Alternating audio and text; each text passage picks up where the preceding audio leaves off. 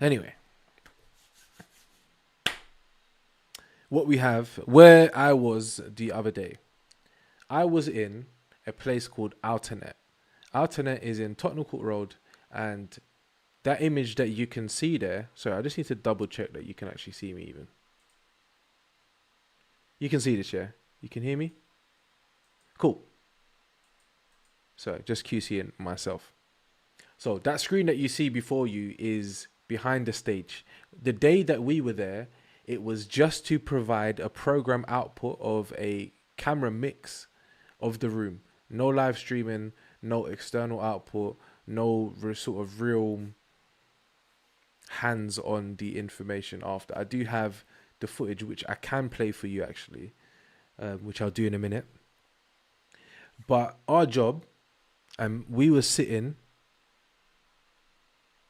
I can get the telestrator out. Hold on.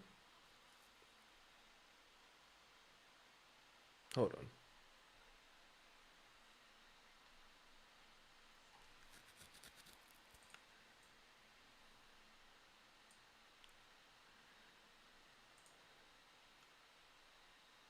Thanks, guys, for bearing with me.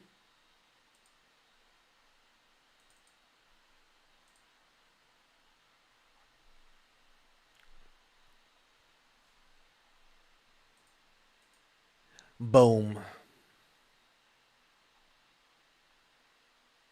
All right. So, Isaac and I was set up here. In this room, we're basically overlooking the stage. So, there's not really anything up here. There is a walkway, but we're in the side of the room that is just reserved for staff. And they've got their audio desk in there, their lighting desk, and it's obviously positioned in front of the screen so that they can easily see everything that's going on.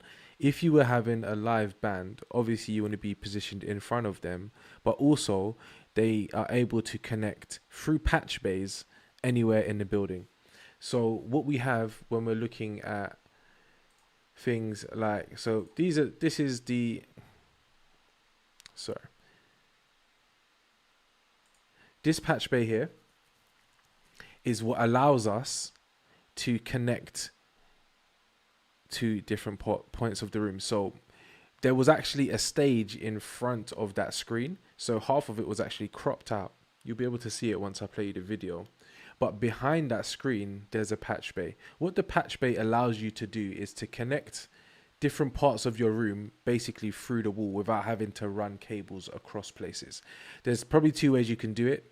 You can do it through actually running the cables, or you could do it through like a network cable, have everything running over the Ethernet if you just was to have an Ethernet port and connect everything to a switch. So by connecting different switches in different parts of your building over one cable, you could probably condense it down.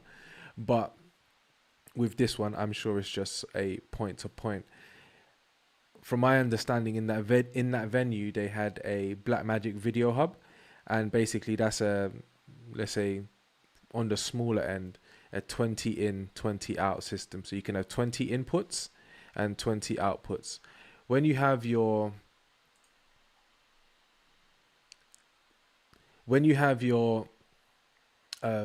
video sources, let's say for example the 4 cameras that we have on the top, once we plug them into our switcher, if we have multiple different output sources or places that we can run to, we can put that camera source into 50 different places if we want to.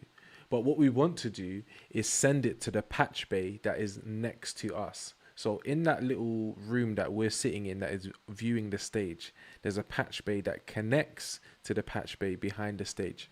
So let's say, for example, on that one, I think we was connected in 5, 8, and 9.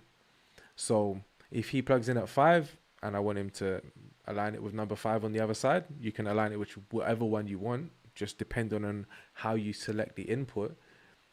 I'll just plug into the SDI on the other side, or the HDMI, or the audio XLR, or the Ethernet on the other side. Ethernet will probably work slightly differently. They'd probably give me access to network on one of those Ethernet ports. But if I were to connect the SDI on the other side, I should be able to connect and see the signal that was on the other side. So the use case for us for that was trying to get a roaming camera to work whilst also connecting our DJ front shot and a second output so that we could get a over the shoulder shot from behind the DJ screen. I hope that makes sense. I'm going to try and get the video up for you.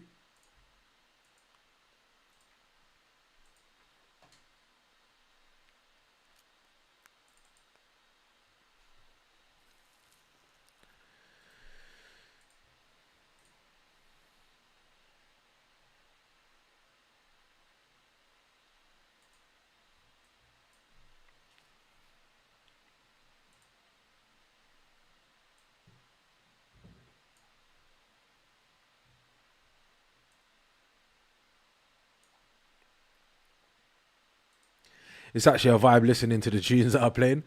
But as you can see,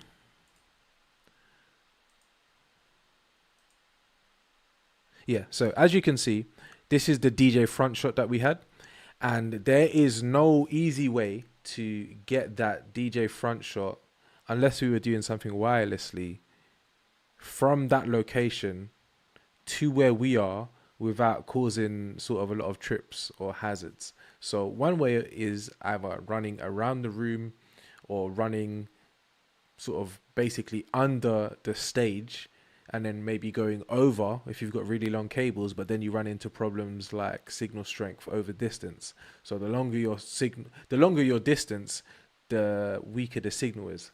And we were even encountering some of those issues on the day where some of the cables weren't working, some of the strengths of the signal wasn't just carrying over that distance. So these are the reasons why we had to pivot and have one SDI behind the stage and one in front just to account for those issues. We were also really far underground, and the Holyland transmitter receiver that we have wasn't working the best. So again, we had to pivot to cable. The patch bays is what allowed us to implement that workflow. So we also had, so this was the camera that was sitting next to us. So we were in that little room. I had a camera right in front of my mixing desk, just looking down at the DJ booth just to supply a second shot. But if you look closely, behind the barriers, you can actually see her plumbed into the screen. So again, what our job to fulfill there was give them a program output from our mixer for them to plug into the back. I don't think the VJ really liked how it looked. He thought there was going to be a lot of feedback. There were some parts where it was quite white, like, so the colors didn't look too good, but I mean, me and Isaac thought it looked fine. You guys tell me, what do you think? So this is Baby J. She came over from Australia for this event, from my understanding. And these are some of the crowd shots that Isaac was able to get using the Blackmagic 6K Pro, just the small handheld one. Sorry, I've been talking for a while. Yaponomics. This is, guys, a true bro, but oh, cool. Good, another thing. So this is the rear shot. I was going to say back shot, but somebody's going to call me out and I'm going to have to say pause. This is the rear shot from the room, where you can see it was actually quite full up. And you can, if I look again, let me get the telestrator out. Sorry, remove that. If you remember, we're sitting up here. Let me clear this out, actually.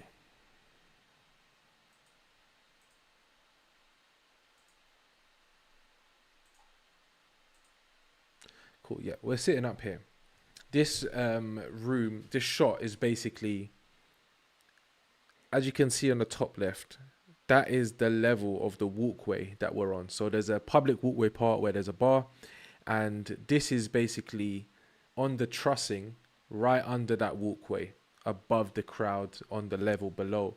But there's a patch bay right under there because they actually have a PTZ camera that they use for just monitoring the room. They've got different robotic cameras that they have all around the room. That's why they have these different patch bays, and they run all of those cables into a back room where they've got a bunch of different racks where they're able to um, just basically program what they want for anything that they want in the building. It's very sophisticated. Obviously, they've got this big screen.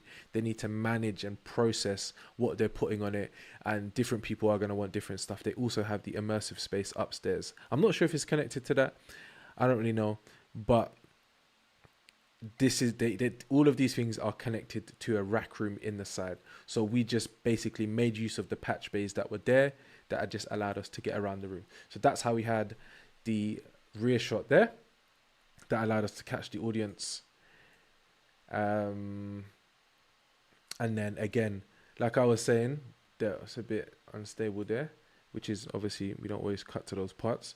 But we've got this rear shot using the second SDI option that we had, that Isaac thought to build. If we had a working or a better Teradek, it might have just been a faulty transmitter receiver that we had. It might have been easier to catch these shots. But again, when you're in production, these are just the things that you run into. And when it came to go live, obviously it wasn't shooting live anyway. We were just recording it and transmitting it to the back screen. Oh man, I spilled my drink. Then anything to get it done. Sorry, I'm just gonna get a cloth because I spilled my drink. Hold on, please.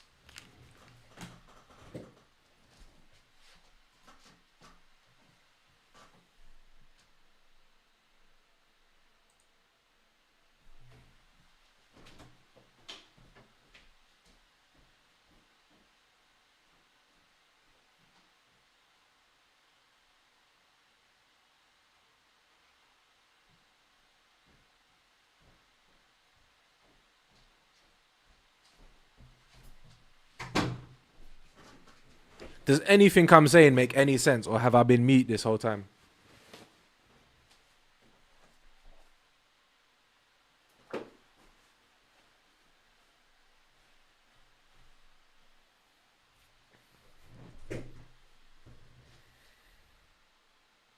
And again, like you run into issues with all of these things because again, like if you don't have the shoulder rig, or you do and you don't have somebody to help you, somebody like a cable basher, you're gonna be running into these issues. Another thing that kills me, oh my days, pet peeve, yeah, if you're in production, bro, get out of the shot. I'm gonna go to a DJ. This one, these two camera operators, bro, invading all of man's shots, pissing me off. I'm not gonna, come on, bro. Are you for real?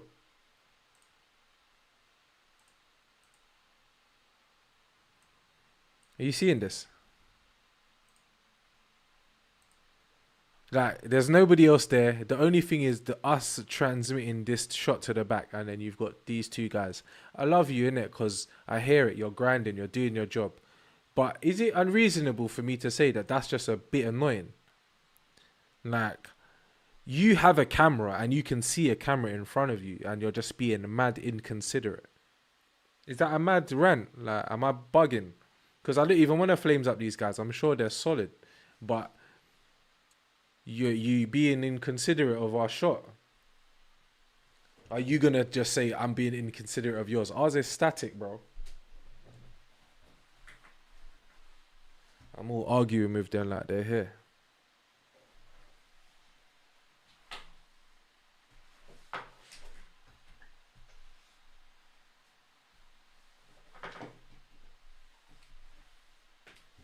Proper spilled my Fanta, mate.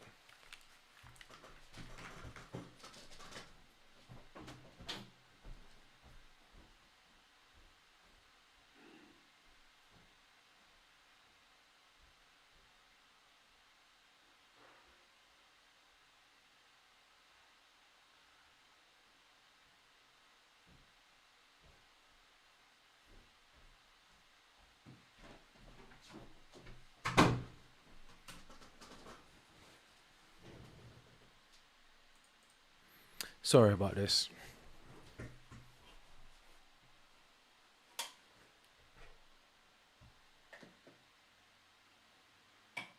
I won't spill it if Ichigo protects me.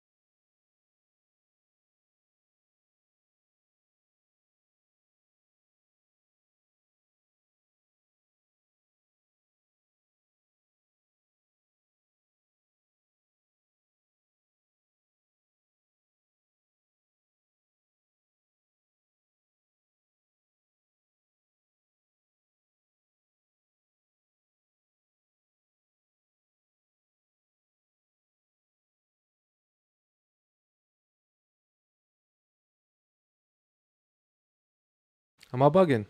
I've been losing.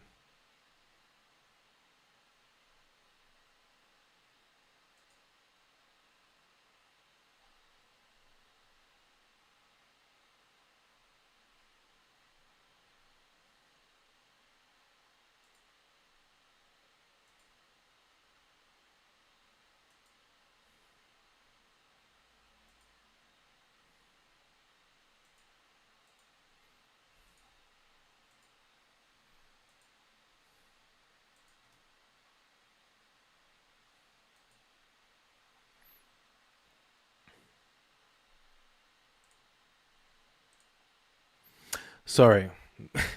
Me spilling my drink derailed the whole stream.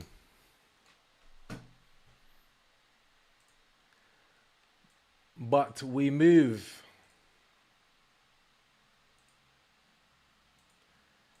Let me get myself back in order.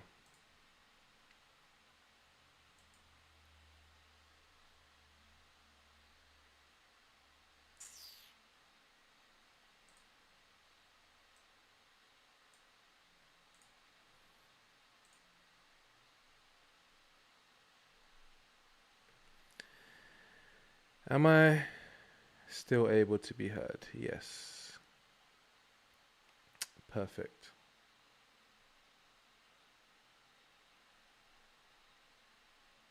So yeah, what we were doing was going through the job at Alternet.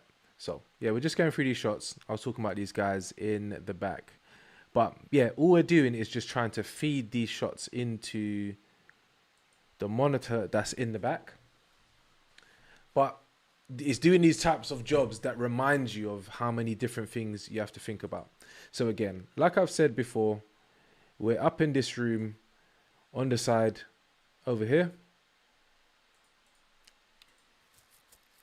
And all of our cameras are going to be used either down here or around this area. We need to make sure we can get our cameras to each other. So when we look over to, again, we've described the patch bays. We have different camera types on top. So again, bearing in mind what I said before, signal strength over distance, we're just trying to make sure that we're using the most secure route to get everything there. So we're trying to make sure we use SDI coming out of all of these cameras, because likely using HDMI, unless it's like a really top grade, mad expensive HDMI, it's probably not going to work as well. So we're converting all of the signals coming out of these cameras, if necessary, these two cameras, the room wide and the DJ front shot, they both have SDI outputs, so we can output them both SDI 1080p, good to go.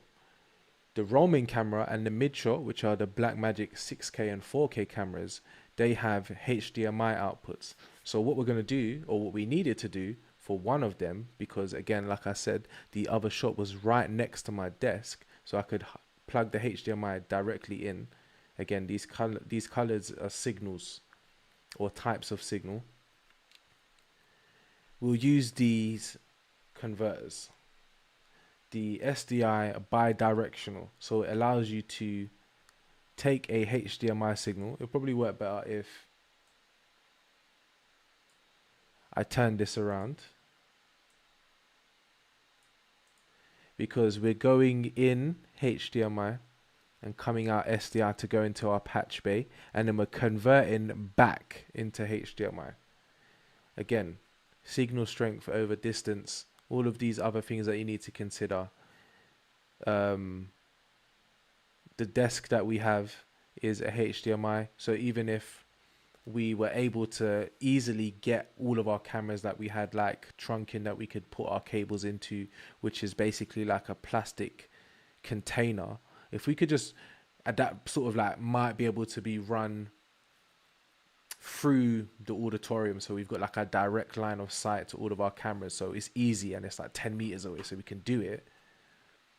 We would still need to change the signal from SDI from the cameras that required it to HDMI, because it only takes in HDMI, which is always just something to consider based on the kit that you have when you're asking or speaking to your prospective clients about how you're going to perform your job, and also things that you need to bear in mind, because they can easily trip you up if you don't have things to account for. Because again, Blackmagic is a great company and I fully endorse them, but sometimes those converters don't always do the job the first time, and they don't always work immediately, which is annoying and understandable, because nothing just works, and we always have to struggle and strive. But these are things that we need to sort of take into account. So let's look at the rest of the workflow. So I was sending one signal out through our HDMI, which is there on this unit, the A10 Mini Pro ISO. You have two options for an output. You can use your HDMI source, which usually carries your multi-view, which is what I'm using for my stream. So I plug my PlayStation into my A10, and then I basically make my output just the main source. So my program out source, that's what I make what I'm viewing, because there's a button that allows you to do so. I'll show you which button that is right now. So when you look on the A10, this is a 1, 2, 3, 4. These are the 4 inputs that you have. So again, that means I can look through this HDMI output that is inbuilt and take a direct look at each input one by one, full screen, just so that I can get good quality control over it, just to make sure, is the image sharp, are the colors good, those types of things. What I'm doing, I'm plugging into camera 1, and then I either cut whatever my source is to the program output, which is, again, our program output is the source, what the audience is seeing. So basically you can actually see it. It's basically camera 1. I would turn camera source 1 on. I'd cut to it, so it's in my program source. And then with this button down here, which is program, I would press that and I'd see my program source. Or I can click on the button next to it and show my multi-view source. I'll show you what that looks like on the next stream. Anyway, the second option that I have, which is what I used because there wasn't a lot of space, so we couldn't use multi-view screens and have a bunch of different outputs, is I used the USB-C source, which you would usually use as a record source. So you'd have a plug-in SSD in there to record all of your ISOs, which is basically just recording your camera outputs. But what you can do in the ATEM camera control is choose what your output source is. So what I then did was used the USB source as my multi-view. So I just did everything on vMix, then changed our mind on doing that, used it as a program source and just cut it raw, which was fine. We're experienced in doing that. We've done it before. There was some hang-ups to it, but when you're in these tight spaces with little time to plan, sometimes you just have to improvise. It turned out well. The client was happy, and we were able to execute the job. Is there any questions? Again, when you have stuff on this screen at the back, I think the guy was saying it's like a 4x12. It looks amazing.